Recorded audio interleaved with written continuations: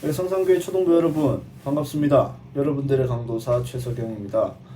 코로나 사태가 빨리 해결이 됐으면 우리가 또 모여서 행복하고 즐거운 예배를 드릴 수 있었을 텐데 이번에도 부득이하게 코로나 사태로 인해서 잠시 예배를 멈추기로 교회가 결정을 했습니다. 그래서 비록 떨어져 있는 기간일수록 더 건강관리 잘 하시고 비록 떨어져 있지만 이렇게 영상으로나마 하나님의 말씀을 함께 나눌 수 있는 시간이 됐으면 좋겠습니다. 아시겠죠? 지난주 혹시 내용 기억나시나요? 하나님의 나라에 대해서 얘기했었죠. 하나님의 나라가 어떤 나라라고 했습니까? 하나님의 나라, 세상 나라는 언제나 give and take, 주는 게 있어야 받는 것이 있는 세상이죠. 그러니까 그런 방식으로 하나님의 나라도 생각을 하게 되면은 우리가 뭔가 하나님 앞에 많이 드리고 해야만 우리가 하나님의 나라에 들어갈 수 있다라는 생각을 할 수 있는데, 하나님의 나라는 그렇지 않다고 했죠.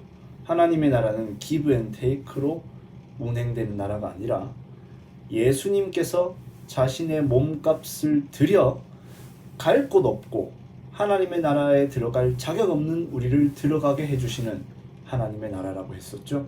그래서 그것이 비유로 되기는 겨자씨 한 알이 땅에 묻혀서 거대한 나무가 됨으로써 갈 곳 없었던 새들이 보금자리를 얻게 되는 나라가 하나님의 나라다라고 얘기를 했습니다. 오늘은 두 번째 시간, 하나님의 나라가 어떤 나라인가를 조금 더 알아보도록 하겠습니다. 설교 제목은 동일하게 사랑하는 하나님의 나라입니다. 본문은 13장 33절부터 35절 말씀입니다. 같이 읽어보겠습니다. 또 비유로 말씀하시되 천국은 마치 여자가 가루 서말 속에 갖다 넣어 전부 부풀게 한 누룩과 같으니라. 예수께서 이 모든 것을 무리에게 비유로 말씀하시고 비유가 아니면 아무것도 말씀하지 아니하셨으니 이는 선지자를 통하여 말씀하신 바 내가 입을 열어 비유로 말하고 창세부터 감추인 것들을 드러내리라 함을 이루려 하심이라. 아멘. 자, 여러분 보시면 아시겠지만 예수님께서 계속해서 비유를 통해서 말씀하고 계십니다. 비유라는 건 이런 거죠. 예를 들어서 천국은 마치 이것과 같다. 천국은 마치 이것과 같다. 이것과 같다. 계속해서 예수님께서 비유로 말씀하시는 것을 볼 수 있습니다. 그럼 여러분, 예수님이 왜 비유로 말씀하실까요? 그리고 비유로 말씀하신다는 건 무슨 의미를 가지고 있을까요? 여러분, 비유라는 건요, 여러분, 사실 이 당시에 쓰였던 비유라는 단어는 파라볼레라는 뜻인데, 파라라는 단어와 발로우라는 단어, 동사가 이제 합쳐진 단어가 비유인데요. 이게 뜻으로 이걸 풀어보자면 뭐냐면 옆에다가 던진다는 겁니다. 여러분, 옆에다가 던지면 받을 수 있습니까? 없습니까? 야구 잘하시는 분은 받을 수도 있는데 옆에다가 말도 안 하고 갑자기 옆에다가 던지면 못 받죠. 옆에다가 던진다는 말은 그러면 무슨 말이겠습니까? 이 공을 던지는 이 사람이 그 공을 받는 사람에게 나 옆으로 던질게 라고 말해줘야만 받을 수 있는 말. 비유를 하는 사람이 해석해줘야만 그 비유를 이해할 수 있다라는 의미로서 비유가 옆에다가 던진다는 뜻을 가지고 있는 거예요. 예를 들어 볼게요, 여러분. 너는 마치 초콜릿 같다 라고 말했습니다. 그럼 여러분, 초콜릿 같다는 게 무슨 말입니까? 우리 이렇게 생각할 수 있겠죠. 초콜릿처럼 달콤하고 초콜릿처럼 나에게 힘이 되어주는 사람이다, 이런 뜻이구나. 근데 막상 이 비유를 한 저는 어떤 의미로 말했냐면 너는 얼굴이 초콜릿같이 시꺼멓다, 이런 의미로 할 수도 있는 거잖아요. 그러니까 이거는 비유를 해석하는 사람이 자기 마음대로 해석한다고 되는 게 아니라 비유를 사용한 사람이 무슨 의미로 말했느냐가 중요하겠죠. 또 한 가지만 더 해볼게요. 너는 마치 다이아몬드 같다. 이러면 여러분, 우리가 어떻게 생각하겠습니까? 와, 내가 이렇게 귀중하고 내가 이렇게 아름답고 예쁘다는 의미로 사용했구나. 근데 당장 막상 사용한 저는 너는 마치 다이아몬드같이 대가리가 단단하다, 이런 의미로 사용했을 수도 있잖아요. 그러니까 이 비유를 사용하는 사람이 무슨 의미를 갖고 이 말을 했느냐가 중요하다는 말입니다. 여러분 예수님이 왜 비유로 말씀하실까요? 여러분 사람들이 하나님의 나라에 대해서 상상합니다. 하나님의 나라는 이럴 거다, 이럴 거다, 이럴 거다. 그런데 이 상상이 다 무엇에 기초를 두고 있겠어요? 자기 상상력이에요. 하나님의 나라는 이랬으면 좋겠다. 나는 내가 살아보니까 살아가는 삶의 방식이 이렇더라. 하나님의 나라도 그렇겠지? 다 그렇게 생각한단 말이에요. 근데 여러분 상상한다고 해서 그게 진짜입니까? 예를 들어 볼게요. 우리 부장집사님 한민식 선생님이 오늘 주일 예배 때 나를 만나가지고 나한테 10만원 줄 거야 상상한다고 해서 정말 선생님이 저한테 10만원 줍니까? 물론 줄 수도 있겠죠. 우리 한민식 선생님 너무 좋으신 분이니까. 그럼 좀 더 세게 해가지고 한민식 선생님이 나한테 1000만원 줄 거야 상상한다고 해서 저한테 1000만원 줍니까? 안 줍니다. 상상과 실제는 별개의 문제라는 거예요. 그래서 여러분 오늘 말씀에서는 나타나지 않았지만 예수님께서는 비유가 아니면 말씀하시지 않았다 그래요. 그럴 대신 혼자 계실 때 제자들에게만 이 비유가 어떤 의미가 있는지를 해석해 줬다 그럽니다. 이 말이 뭘 가르쳐 준 거겠습니까? 하나님의 나라에 대해서는 예수님만 아십니다. 그러니까 예수님에 의해서 이 하나님의 나라가 열리기도 하고 닫히기도 한다는 것을 우리에게 보여주고 있는 겁니다. 그러면은 이러한 관점에서 오늘 말씀을 좀 살펴보도록 하겠습니다.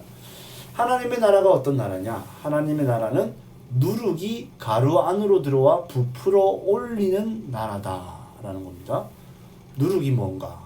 그리고 가루 안으로 들어와서 부풀어 올린다는 게 뭔가? 이걸 좀 한번 생각을 해볼게요. 여러분 세상의 원리는 어떠냐면요, 여러분 약육강식의 원리로 돌아갑니다. 약육강식이 뭡니까? 약한 사람은 잡아먹히고 강한 사람은 잡아먹는다라는 말입니다. 세상 나라는 언제나 이런 식으로 돌아가게 되어 있습니다. 여러분 요즘에 시장에 가는 사람 많이 없죠? 왜냐하면 대형 마트가 좋기 때문에 그렇습니다. 대형 마트가 간편하고 대형 마트가 싸고 대형 마트가 화려하고 예쁘죠? 그러다 보니까 허름한 장터에는 안 가고 전부 다 거대한 대형 마트에 가는 사람들이 많습니다. 강한 사람이 약한 사람을 잡아먹는 것이죠. 또한 여러분 교회도 여기와 예외가 아닌데요. 교회도요 여러분 사람들이 큰 교회 좋아합니다. 큰 교회 가면요 여러분 얼마나 좋은 줄 압니까? 건물도 진짜 멋있고요. 여러분 더우면은 막 에어컨 빵빵하게 틀어주고 찬양팀 막 악기 막 치는 거 보면 정말 잘 치고요. 선생님들 막 정말 잘생겼고요. 정말 똑똑하고 돈도 정말 많이 줍니다. 어떤 교회는요 여러분 교회 출석만 하면 10,000원씩 준대요. 누가 안 가겠어요? 안 그래요? 정말 좋잖아요.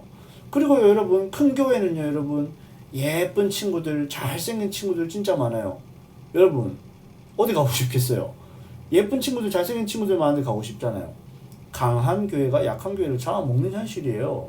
그래서 작은 교회들은 점점 더 작아지고요 큰 교회들은 점점 더 커지는 거예요. 그리고 여러분 이거 서울대학교 이 모습인데요. 여러분 솔직한 말로 고신대 가는 게 좋아요? 서울대 가는 게 좋아요? 서울대 가는 게 좋죠? 부모님들 마음도 마찬가지일 거 아니에요.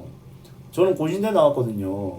근데요 부모님이요 얼마나 부끄러워하셨는지 몰라요. 그래서 친구분들이 네 아들 어디 대학교 갔냐 그러면요 고신대학교라고 안 하고요 고려신학대학교 갔다 그랬었어요.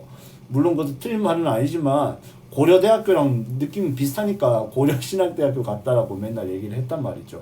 그만큼 좋은 것, 큰 대학교, 훌륭한 대학교, 유명한 대학교 가고 싶어 한단 말입니다. 그리고 또 한 가지 부인할 수 없는 사실, 여러분 원빈이나 이나영 이런 사람 좋잖아요. 안 그래요? 여러분 제가 좋아요? 원빈이 좋아요? 대답하지 못하죠? 여러분 선생님들이 이나영이 좋겠어요? 아니면 지금 선생님 좋겠어요?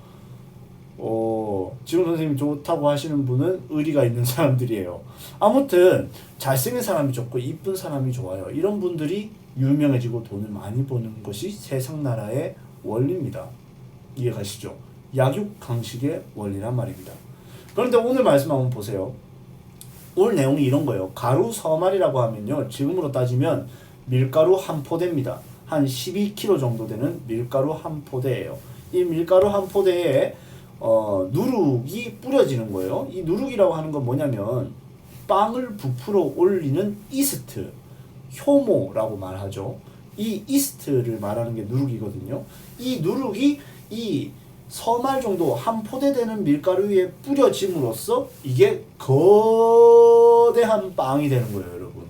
이게 한 포대 밀가루 한 포대에다가 누룩을 넣으면 여러분 빵이 얼마나 커지냐면요, 약 100인분의 이 빵으로 만들어집니다. 100명이 먹을 수 있는 거대한 빵으로 부풀어 올라진단 말입니다. 근데 여러분 오늘 보세요. 뭐라고 얘기하냐면 예수님이 천국은 마치 여자가 가루 서말 속에 갖다 넣어 전부 부풀게 한 뭐와 같다? 누룩과 같다라고 얘기해요. 즉 천국은 누룩이라는 말입니다. 여기에서 예수님은 무엇을 상징하냐면 예수님이 바로 누룩과 같다라는 거예요. 누룩이 어떻습니까? 가루 위에 뿌려지죠. 그럼으로써 거대한 빵이 되잖아요. 그래서 오늘 이 말씀을 여러분 신약에서 어떻게 발견할 수 있냐면 디모데전서 1장 15절에서 사도 바울이 이런 말을 합니다. 미쁘다는 말은 믿을만하다는 말입니다. 믿을만하다 모든 사람이 받을만한 이 말이요. 예수님께서 죄인을 구원하시려고 세상에 임하셨다 하였도다. 마치 밀가루 한 포대 위에 누룩이 뿌려지듯이 죄인들이 득실거리는 물 위에 예수님이 내려오십니다. 하나님 나라의 영광을 다 버리고 가루와 같은 우리 위에 임하신 것입니다. 이 말씀이 이렇게 이루어지는 것입니다. 여러분, 이 말씀이 어떤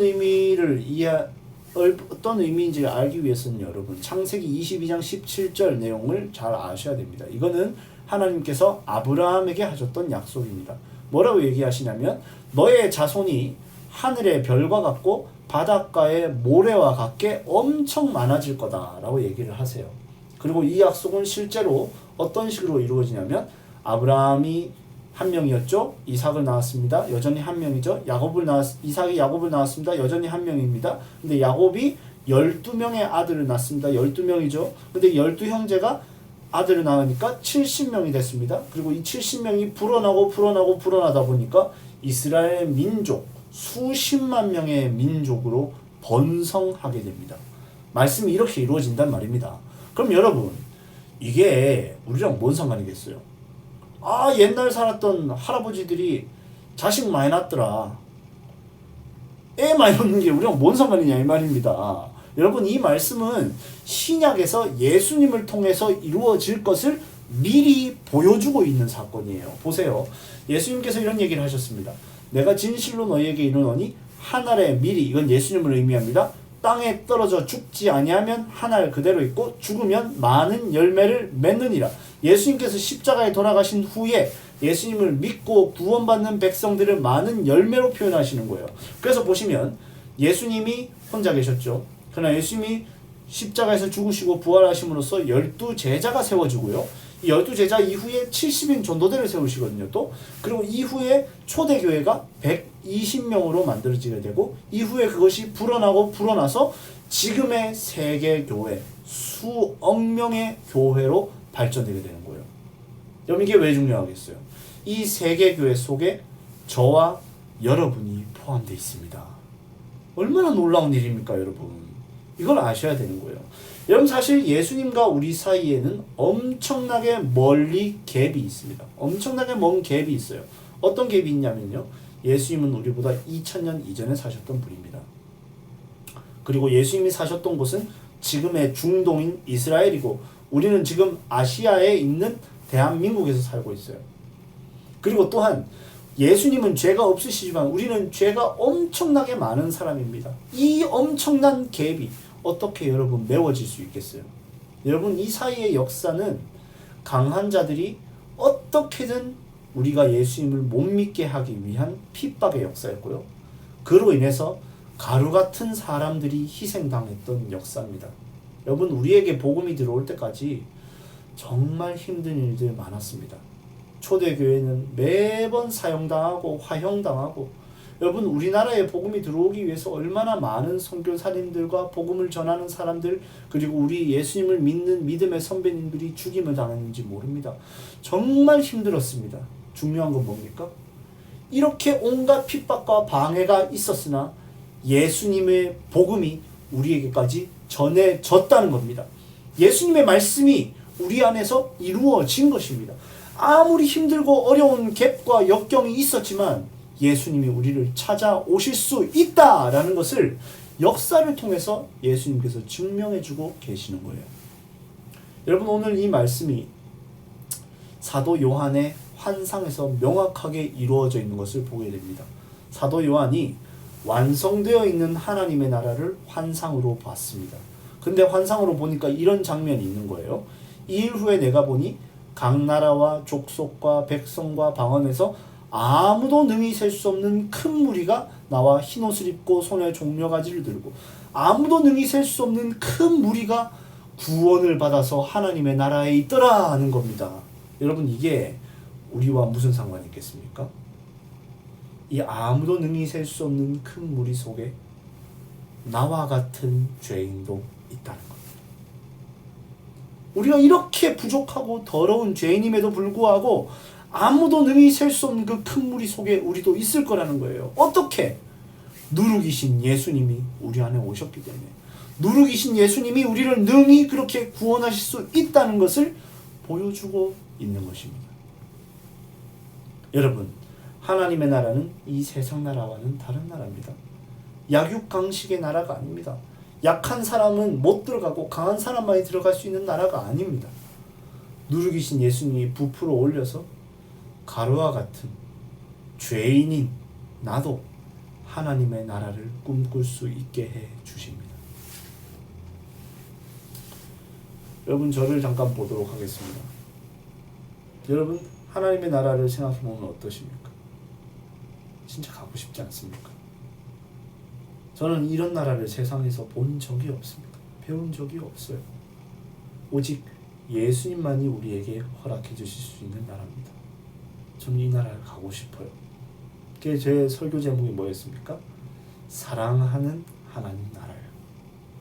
여러분들, 이 예수님의 은혜를 여러분들이 계속해서 말씀을 통해서 깨달아 알아가셨으면 좋겠어요. 그래서 하나님의 나라를 더 사랑하게 되고 하나님의 나라에 더 가고 싶었으면 좋겠어요. 여러분, 앞으로 살아가는 또 일주일 동안에 여러분들 안에 약육강식의 세상을 많이 발견하게 될 겁니다. 세상은 여전히 여러분들이 약하면 여러분들을 무시하고 깔보고 미워할 것입니다. 그러나 그런 것을 경험하면서 또한 하나님의 나라를 묵상했으면 좋겠어요. 하나님의 나라는 그렇지 않습니다. 세상 나라는요, 여러분, 코로나 걸리면 역적됩니다. 코로나 걸리면 우리 죽이려고 할걸요? 우리 정말 미워할 거예요. 그러나 주님은 코로나 걸린 사람도 걸리지 않은 사람도 사랑해 주십니다. 코로나가 걸린다 할지라도 주님의 사랑은 변하지 않고 하나님의 나라는 우리에게 주어질 것입니다. 이 나라를 사모하면서 이 나라를 여러분들의 삶 속에서 늘 묵상하시면서 사시는 저와 여러분들이 됐으면 좋겠습니다.